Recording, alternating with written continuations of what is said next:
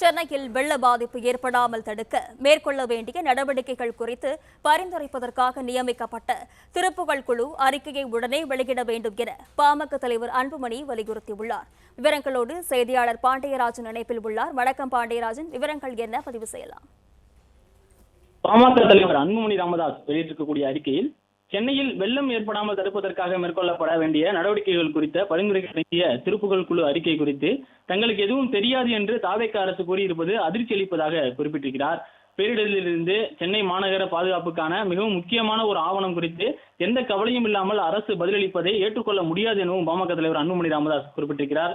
தமிழக சட்டப்பேரவையில் வருவாய் மற்றும் பேரிடர் மேலாண்மை துறை மானிய கோரிக்கை மீதான விவாதத்தில் பேசிய பாட்டாளி மக்கள் கட்சியின் சட்டப்பேரவை குழு தலைவர் முனைவர் அன்புமணி ராமதாஸ் அவர்கள் சென்னையில் வெள்ளம் ஏற்படுவதை தடுப்பதற்கான நடவடிக்கைகள் குறித்து பரிந்துரைப்பதற்காக அமைக்கப்பட்ட திருப்புகழ் குழுவின் இறுதி அறிக்கை தாக்கல் செய்யப்பட்டு 41 மாதங்களாகியும் மக்கள் பார்வைக்கு வெளியிடப்படாததை சுட்டிக்காட்டி அதை உடனடியாக வெளியிட வேண்டும் என்று கோரியிருந்தார்.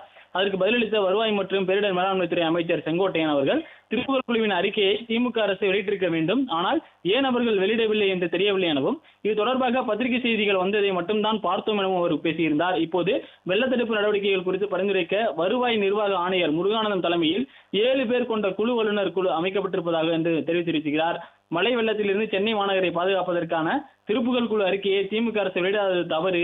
அதே போல அதை நாங்கள் உடனடியாக வெளியிடுவோம் என்பதாகத்தான் அமைச்சரின் பதில் இருந்திருக்க வேண்டும். ஆனால் அத்தகைய பதில் அரசிடமிருந்து வராதது மிகுந்த வருத்தம் அளிப்பதாக பாமக தலைவர் அன்புமணி ராமதாஸ் அறிக்கையில் குறிப்பிட்டிருக்கிறார். தமிழ்நாட்டில் வடகிழக்கு பருவமழை தொடங்குவதற்கு இன்னும் 50 நாட்களே உள்ள நிலையில் அதனால் இனியும் தாமதிக்காமல் திருப்புகழ் குழு அறிக்கையை உடனடியாக வெளியிட்டு அதன் பரிந்துரைகளை நடைமுறைப்படுத்த வேண்டும் எனவும் பாமக தலைவர் அன்புமணி ராமதாஸ் வலியுறுத்தியிருக்கிறார்.